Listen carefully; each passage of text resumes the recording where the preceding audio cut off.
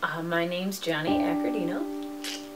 My biological mom has bipolar disorder, which she was clinically diagnosed with, and then we believe that she has borderline personality disorder and multiple personality disorder.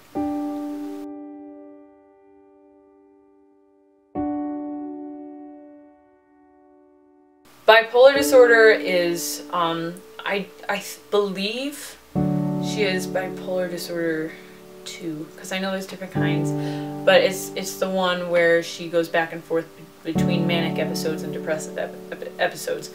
And when you're in the depressive episode, it's basically everything that's associated with major depression, and you're tired all the time, you're sad, you don't find joy in things that you normally would, you don't have any ambition. And with manic episodes, everything is elated, you have extreme happiness, and like, it's far from a happy medium. You're just extremely overjoyed, and you're constantly like, you're just running around, and just, you're way up here versus way down here, and you go back and forth in 3 different cycles, and your cycles depend on every person. People can have different cycles, and how long each cycle lasts and everything.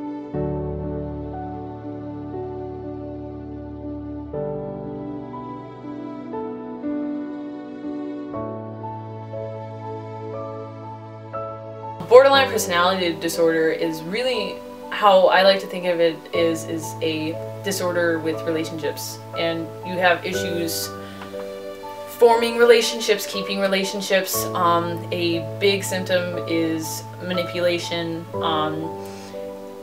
acting out of character, like you will go, your spending tendencies, you'll spend tons of money sometimes. Also sexual behavior will go back and forth.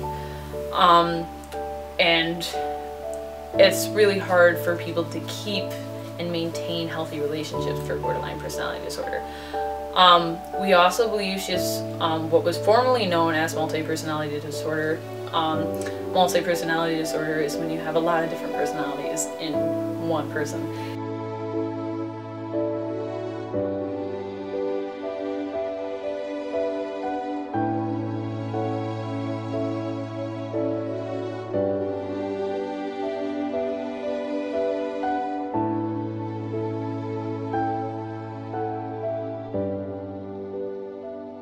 I know a lot of times when I was a kid, she would bring us into wineries a lot as a minor with my brother, and we know that she self-medicated, so she wasn't on any prescribed medication. She would drink a lot of alcohol, and when she was in her depressed cycle, she would drink a lot, and so I believe that she was definitely an alcoholic. So I definitely saw that side when she was drinking a lot and self-medicating.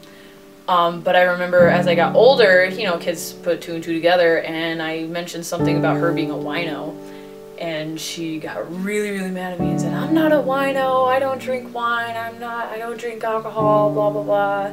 And so she told me that she doesn't like wine anymore, and she doesn't drink wine.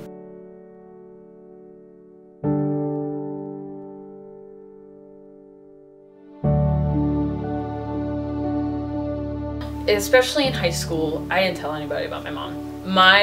All of my friends knew my mom as my dad's second wife, and because that's the person who I called mom. That's who was home when they came to visit my house.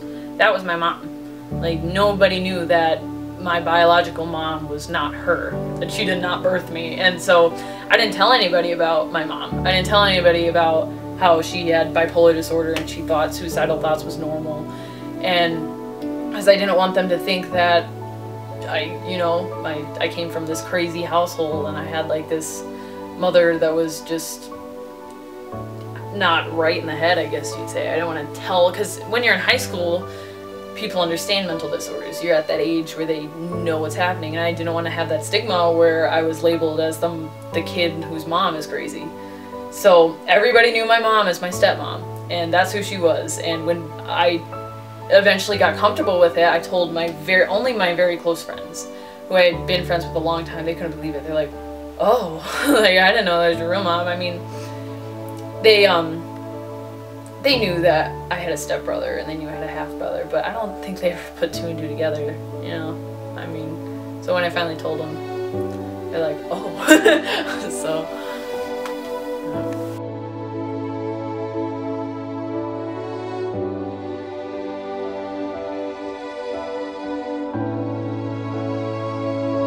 I remember my dad and my dad's wife, who I now refer to as my mom, they took me, I was in my preteens, so I think I was 11 or 12, and they took me out of school and they took me to a diner and they sat me down and they said, your mom, we know, has bipolar disorder, and she was clinically diagnosed with bipolar disorder, and we don't know if, we believe that she has some other stuff going on. And at first, I thought, well, that makes sense. That explains a lot, you know? And so as a kid, you just see this and you think, well, that's kind of peculiar. Like, I don't really understand that. But, I mean, also, there's a lot of things that I grew up with that I didn't think were not normal, because I saw it all the time and I didn't think it was abnormal. So, when my parents told me, I went to counselors as a kid, and I saw counselors, and a lot of my counselors brought up mental illness to me, and they explained to me different types of mental illness. They explained to me all the symptoms of mental illness, and then my parents told me about my mom's mental illness. And so when they told me it, I understood what bipolar was. I understood the symptoms and, you know, what happens when you have it and when you don't medicate it. But it was mostly just, it filled in a lot of holes that I didn't really understand.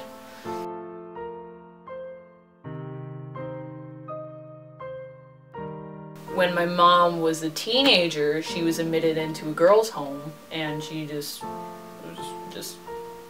basically locked up there. You know, she just went to school and she stayed in the dormitories there, and that's just where she stayed. The problem was never addressed, and I think that made her embarrassed of it. And I think that when your child has a problem and you see that your child may have some sort of mental diagnosis, you need to address that problem, or else that problem never gets fixed. And I think that's what happened, is the problem wasn't addressed when she was young, and so it never got fixed. And so she was just thrown in a girl's home and basically said, figure it out yourself, and she never did. It just got worse.